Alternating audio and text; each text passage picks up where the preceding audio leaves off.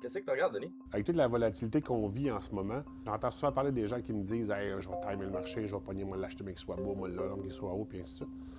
Puis dans le fond, l'étude, ce qu'elle dit, c'est de faire attention quand tu essaies de timer le marché. De 2003 à 2022, si tu as investi en 2003 un 10 000, puis que tu es resté investi, ton argent vaut 64 000. Si tu as essayé de timer le marché puis tu as manqué les 10 meilleures hausses, tu es à 23 000.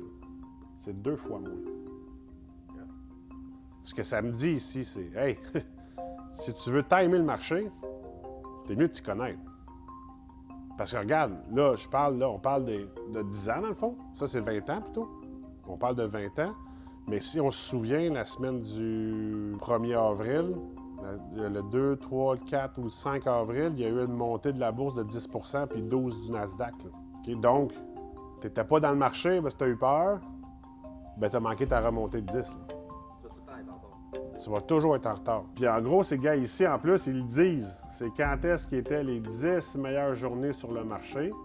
Ben, si tu n'étais pas là le 13 octobre 2008, tu as perdu 11 Si tu n'étais pas là le 28 octobre, ça c'est dans le même mois, tu as perdu un 10 C'est vraiment beaucoup de rendement si tu m'as les additionner. C'est pour ça qu'ici, tu vois ce que tu aurais accumulé versus tu as essayé de t'amuser, puis plus que tu essayes de timer, plus que tu manques, bien regarde, tu peux finir à avoir moins que ce que tu as investi, mais là, il y a 20 ans.